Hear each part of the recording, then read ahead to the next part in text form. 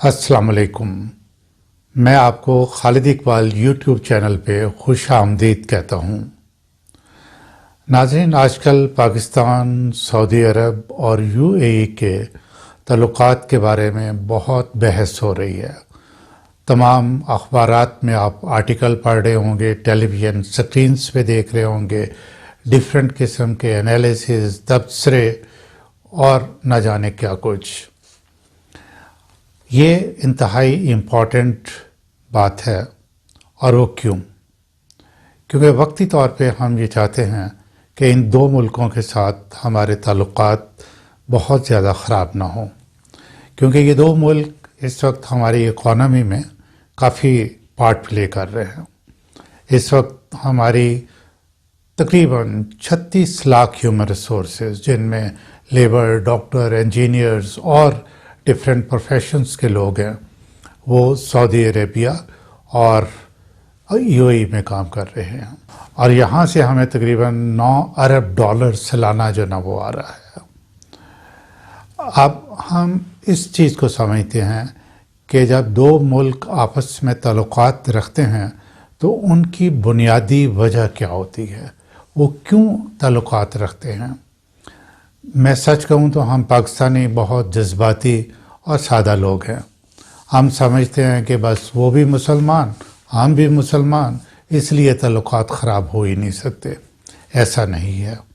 हर मुल्क अपने मफाद को देखता है, या जो अक्लमंद मुल्क होते हैं जिनकी स्ट्रेटजिक थिंकिंग होती है, वो ये भी देखते हैं कि अगर आज नहीं तो लॉन्ग टर्म में कौन सा मुल्क हमारे काम आ सकता है या हमारे मफादात की हिफाजत कर सकता है। तो जो असल वजह है ताल्लुकात रखने की, वो ये है अपने अपने मफादात। अब चूँकि दुनिया में बहुत सी तब्दीलियाँ आ रही हैं, डिफरेंट ब्लॉक्स बन रहे हैं, तो डिफरेंट मुल्कों के मफादात भी डिफरेंट कंट्रीज़ के साथ जो है ना वो मुंसलिक होते हुए नज़र आ रहे हैं। इसलिए ये चेंजेस आपको नज़र आ रही हैं। मैं अपने अजीज़ पाकिस्तानियों को बताना चाहते हैं कि इस बात में इमोशनल होने की ज़रूरत नहीं है कि जी सऊदी अरब हमारे साथ ताल्लुकात जो है वो ख़राब कर रहा है, या यूएई के साथ बहुत अच्छे ताल्लुकात थे, या अरब मुल्कों के साथ बड़े अच्छे ताल्लुकात थे और अब उनके साथ बिगाड़ जो है ना वो पैदा हो रहा है। तो आप असल बात को समझने की कोशिश करें कि उनका झुकाव जो है भारत की तरफ जो है एक नेचुरल बात है। आप ये समझें कि भारत जो है वो 1 अरब और 38 करोड़ लोगों की मंडी है।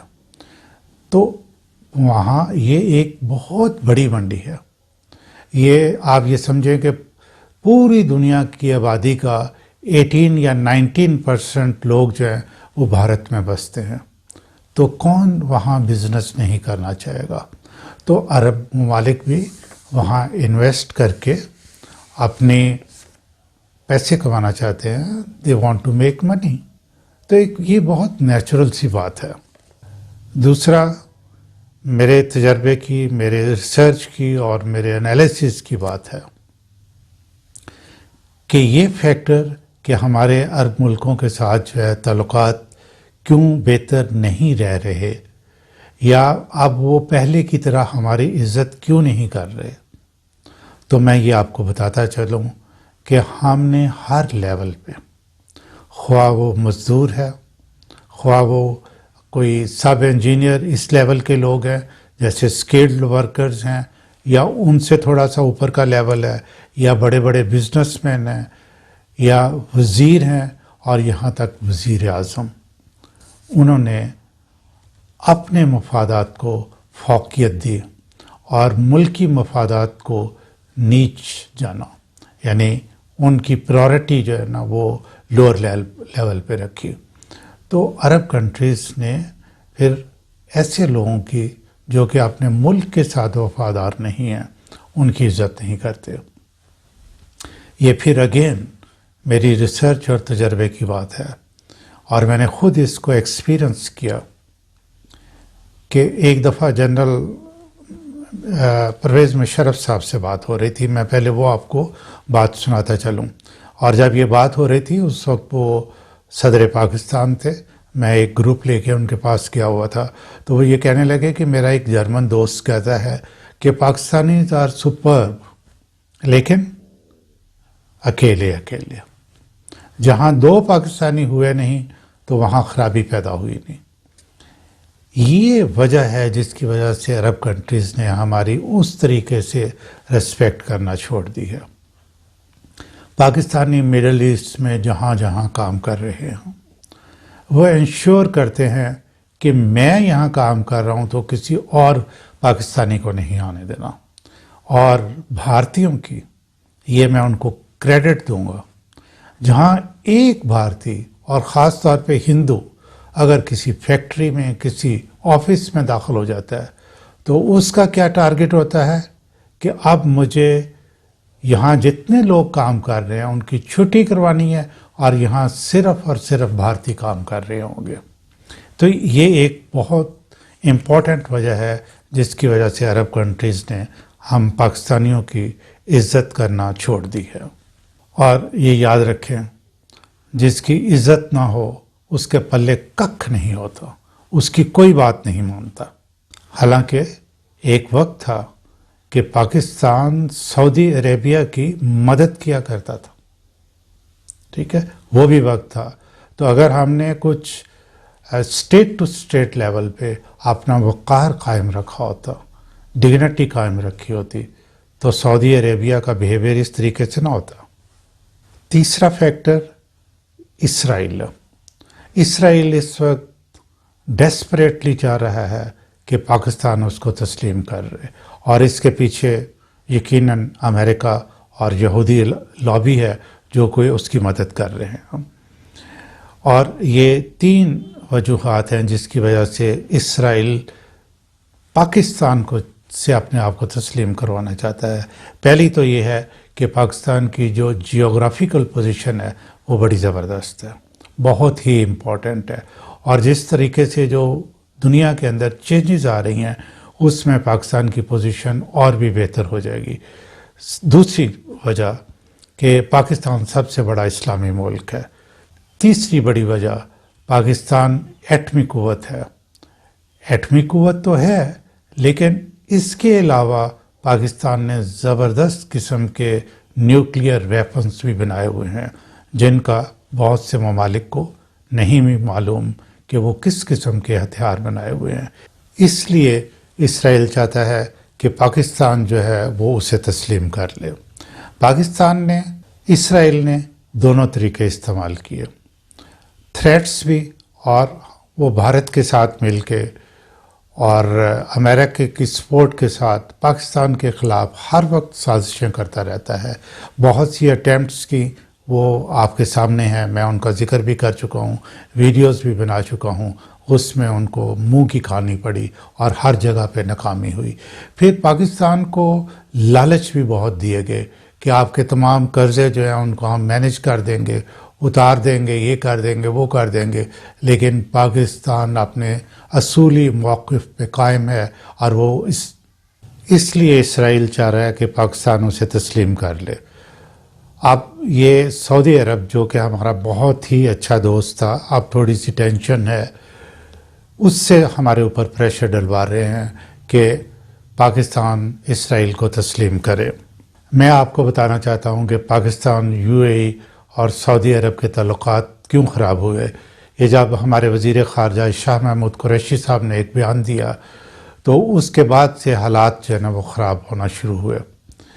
اس بیان کے بارے میں بہت سے ہمارے لکھنے والے کہتے ہیں، ٹیلی ویژن سے اینکر کہتے ہیں کہ یہ شاہ محمود قریشی صاحب کا بڑا غلط بیان تھا اور ان کو یہ بیان نہیں دینا چاہیے تھا۔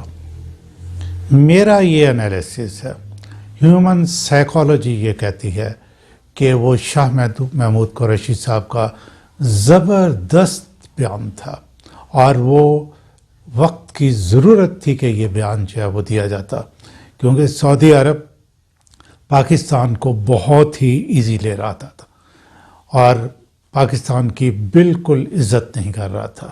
وہ پاکستان کے پریزیڈنٹ کو، آرمی چیف کو، وزیر اعظم کو جب چاہتے تھے اس طرح طلب کرتے تھے جیسے کہ کوئی ان کا سبارڈینیٹ ہو۔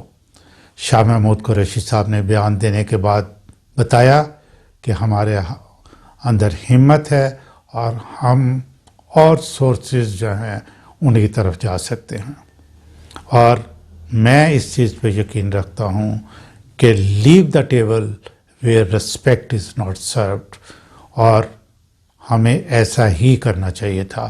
اس کے بعد دیکھیں جتنے بھی بیانات ہیں سعودی عرب یو اے ای کے، وہ ان کے اندر احتیاط پائی جاتی ہے اور اس میں رسپیکٹ کا ایلیمنٹ جو ہے نا وہ موجود ہے۔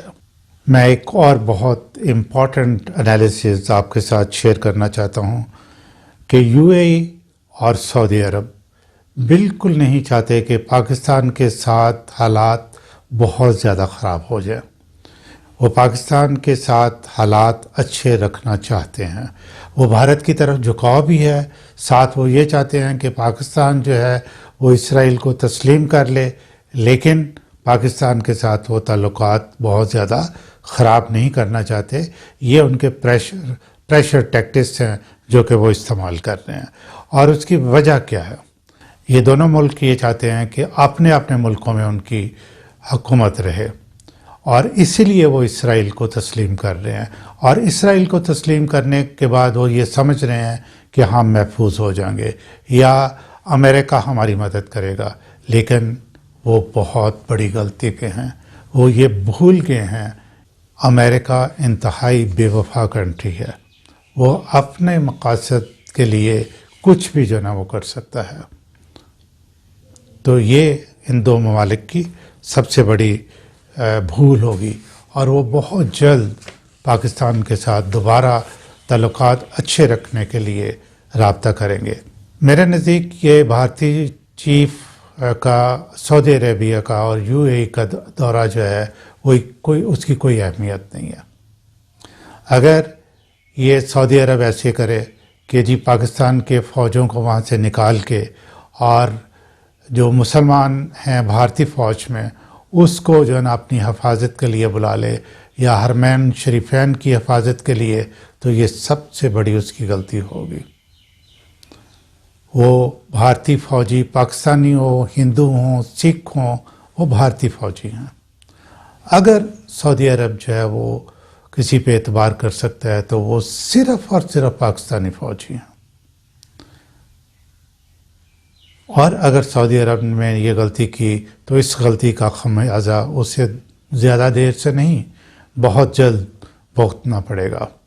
ناظرین، میں اپنا ایک اور انالیسز آپ کے سامنے پیش کرتا ہوں کہ اس وقت ہمارا پرانا دوست سعودی عرب بہت ہی مشکل حالات میں ہے۔ نمبر ایک، سعود خاندان کے حالات ٹھیک نہیں ہیں۔ بادشاہ سلطان بن عبدالعزیز آل سعود جو ہے اس کے خیالات اپنے بیٹے محمد بن سلمان کے ساتھ نہیں ملتے۔ کنگ سلطان کو اس بات کا ادراک ہے کہ اسرائیل کو تسلیم کرنے سے ان کو نقصان پہنچے گا، اور اگر انہوں نے تسلیم کر لیا اور اسرائیلی جو ہے وہ سعودی عرب میں اس طرح دندناتے پھرے جس طرح کہ یو اے ای میں اس وقت ہو رہے ہیں، تو مسلم ممالک اس بات کو پسند نہیں کریں گے۔ نمبر دو، پاکستان کے ساتھ کشیدہ حالات وہ یقیناً ناخوش ہیں، اس لیے کہ جن پہ 70 سال تک اعتبار کیا، 70 سال تک وہ خواہ پاکستانی لیبر ہو، حرمین شریفین کی حفاظت ہو، سعودی خاندان کی حفاظت ہو، تو پاکستان فوجیوں پہ اعتبار کیا گیا۔ تو 70 سالوں کا اعتبار چند دنوں میں یا چند مہینوں میں اس طریقے سے ختم کر دینا یہ کوئی آسان کام نہیں ہے، اس وجہ سے وہ ذہنی ٹینشن میں ہیں۔ نمبر تین، 2023 میں لوزان ایگریمنٹ جو ہے وہ ختم ہو رہا ہے، اور اس وقت ٹرکی جو ہے مجھے کوئی شبہ نہیں ہے کہ بڑا ایگریسولی بیہیو کرے گا۔ اس وقت ان کو سعودی عرب کو پاکستان کی ضرورت پیش آئے گی۔ نمبر چار، اگر سعودی عرب اسرائیل کو تسلیم کر لیتا ہے تو جو اسے مسلم امہ کی لیڈرشپ ہے اس پہ بھی کمپرومائز کرنا پڑے گا. یہ بات بھی ان کے زیر بحث ہے. نمبر 5، سعودی عرب یہ سمجھتا ہے کہ جس طرح UAE نے اسرائیل کو تسلیم کیا تو اگلے ہی دن اسرائیلی لوگ وہاں آ کے ڈفرینٹ پروجیکٹ پہ جت گئے، تو سعودی عرب کے لیے ایسا ممکن نہیں ہوگا. اس وجہ سے بھی وہ بہت ٹینشن میں ہے.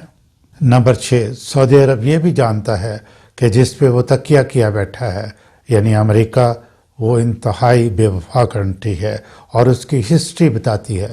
تو اس لیے اگر اس کے کہنے پہ وہ اسرائیل کو تسلیم کرتا بھی ہے تو اس کو اس کا نقصان کسی وقت بھی ہو سکتا ہے. ان وجوہات کی بنا پہ سعودی عرب انتہائی ٹینشن میں ہے، پریشر میں ہے. اور میں اپنی پہلے 2 ویڈیوز بنا کے یہ کہہ چکا ہوں کہ بہت دیر نہیں لگے گی، سعودی عرب بہت جلد ہمارے ساتھ رابطہ قائم کرے گا. یہ ہمارا پرانا دوست ہے. حرمین شریفین کی وجہ سے بھی ہمیں سعودی عرب کے ساتھ ذرا ہاتھ ہلکا رکھنا چاہیے اور اس کے کولڈ بیہیویئر کے باوجود اس کو اچھے مشورے دیتے رہنا چاہیے.